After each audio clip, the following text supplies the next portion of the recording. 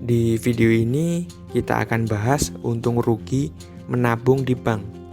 Jadi apakah keputusan kita menyimpan uang di tabungan bank itu merupakan keputusan yang baik? Dan juga saya akan review investasi yang terbilang resiko rendah, yang basisnya juga sama dengan produk perbankan, deposito. Jadi nama instrumen investasinya adalah reksadana, khususnya reksadana pasar uang. Jadi di video ini saya akan bahas kekurangan dan kelebihan dari reksadana. Jadi tidak hanya untung-untungnya saja yang saya bahas, kekurangannya juga akan saya bahas. Di sini saya investasi di reksadana menggunakan aplikasi Bibit. Buat yang tertarik investasi di reksadana, syaratnya cuma siapkan eKTP dan nomor rekening bank. Untuk cara depositnya itu juga mudah ya, atau cara top up-nya itu kita bisa gunakan dompet digital seperti GoPay, link aja, atau bisa juga transfer manual. Kalau registrasi di awal ya, ketika di aplikasi Bibit, jangan lupa gunakan kode referral atau kode unik jalan kecil untuk mendapatkan cashback sebesar Rp25.000. Ini adalah list bunga tabungan bank dan biaya administrasi yang kita dapat ketika kita menabung uang kita di bank. Saya dapat dari tirto.id. Jadi ini adalah untuk 5 bank terbesar di Indonesia ya, yaitu Bank BNI, Bank BRI, Mandiri, BTN, dan juga Bank BCA. Jadi mungkin ada yang beranggapan ya, kalau misal kita menabung di bank itu kita pasti untung. Jadi kita dapatkan bunga ketika kita menyimpan uang di bank. Jadi sebenarnya berapa sih keuntungan kita ketika kita menabung di bank? Nah, di sini ada detailnya ya, ada data detailnya. Jadi kalau misal kita menabung di bawah Rp1.000.000, itu kita sama sekali tidak mendapatkan keuntungan ya, alias bunganya 0%. Kalau misal kita nabung sebesar Rp800.000 selama setahun ya, uang kita tetap tidak mengalami kenaikan karena bunganya 0% untuk yang menabung di bawah Rp1.000.000. Belum lagi kena potongan biaya administrasi dan biaya kartu ATM bulanan. Untuk nominalnya berbeda-beda ya. Jadi tiap bank kalian bisa lihat di sini. Ya kita anggap saja misal untuk biaya admin dan kartu ATM itu sebesar Rp10.000. Untuk uang kita yang ditabung ya sebesar Rp800.000 itu bukannya bertambah ya, tetapi malah berkurang. Jadi Rp800.000 dikurangi biaya admin Rp10.000 ya, kita misalkan dikalikan 12 bulan, jadinya Rp800.000 dikurangi Rp120.000, sisa Rp680.000. Begitu juga kalau misal kita menabung untuk nominal yang lebih tinggi ya, yaitu Rp10 juta.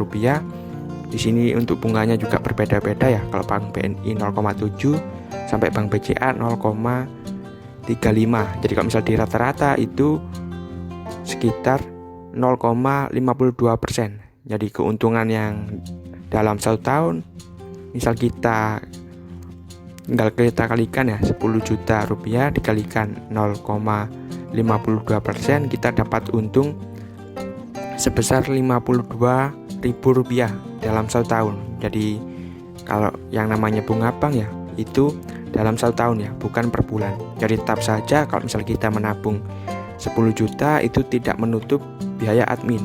Jadi dalam 1 tahun kalau misal kita nabung 10 juta masih rugi Rp68.000. Belum lagi kita belum membahas ya faktor inflasi yang mempengaruhi. Di sini saya akan coba bandingkan kelebihan dan kekurangan ketika kita menabung di tabungan bank dengan ketika kita menabung di reksadana pasar uang. Sebagai tambahan, kalau instrumen investasi reksadana ini sangat cocok untuk pelajar dan mahasiswa karena kita bisa mulai investasi di reksadana dengan modal kecil. Jadi kita bisa investasi mulai dari Rp100.000, bahkan mulai dari Rp10.000. Jadi perbandingan yang pertama antara tabungan bank dengan reksadana, itu dari segi return atau hasil investasi. Kalau di tabungan bank, return per tahunnya sekitar 0-2%, sedangkan kalau di reksadana pasar uang itu returnnya 4-6%. Ini bisa naik dan bisa turun ya, mengikuti suku bunga acuan Bank Indonesia. Jadi jelas lebih menguntungkan reksadana pasar uang dari segi return atau hasil investasi. Untuk perbandingan yang kedua dari segi likuiditas. Jadi kalau misal kita simpan uang ya di tabungan, kan kita bisa ambil kapan saja. Kita tinggal datang ke ATM seperti itu, kemudian uangnya bisa kita cairkan. Sedangkan kalau di reksadana itu pencairannya membutuhkan proses ya. Jadi sekitar 2-3 hari kerja baru uang kita bisa dicairkan. Jadi seperti itu ya untuk perbandingan kelebihan dan kekurangan dari tabungan dan reksadana pasar uang. Di sini saya akan tampilkan hasil investasi saya di reksadana pasar uang. Jadi sebelumnya saya akan coba jelaskan secara singkat ya. Kalau misal di reksadana itu ada beberapa jenis, dan reksadana pasar uang ini adalah reksadana yang resikonya paling kecil. Jadi reksadana pasar uang ini yang paling aman karena diinvestasikannya ke deposito seperti itu ya, dan obligasi yang kurang dari 1 tahun. Untuk yang resiko sedang itu ada reksadana pendapatan tetap atau reksadana obligasi, dan yang resiko tinggi itu reksadana saham. Jadi di video kali ini tadi ya saya bandingkannya tabungan bank dengan reksadana pasar uang. Jadi kalau misal kalian ingin tahu detailnya, kalian bisa lihat ya di salah satu produk seperti itu. Misal di Sukor Invest Money Market Fund. Yang di sini di aplikasi Bibit kita bisa lihat untuk detail produknya seperti apa. Jadi kalau misal di reksadana pasar uang itu isinya kumpulan deposito. Jadi kita investasi ke reksadana ya. Jadi kalau misal konsepnya kalau di reksadana itu kita titipkan uang kita ke suatu perusahaan. Nah, perusahaan tersebut yang mengelolanya. Jadi diinvestasikan ulang. Kalau produk ini ya, Sukor Invest itu yang mengelola itu Sukor Invest atau Sukor Asset Management. Jadi untuk dikelolanya itu diinvestasikan ulang ke TD ya atau deposito dari Bank BRI Agroniaga, terus kemudian TD atau deposito ya dari BPD Sulawesi Utara dan Gorontalo, serta obligasi PPRO seperti itu. Terus kemudian ada juga deposito Bank Victoria Internasional dan deposito Bank BNI. Jadi seperti itu ya. Kalau reksadana itu kumpulan deposito atau obligasi kurang dari 1 tahun. Nah, di sini saya akan tampilkan langsung untuk hasil investasi saya. Jadi terlebih dahulu saya akan tampilkan riwayatnya.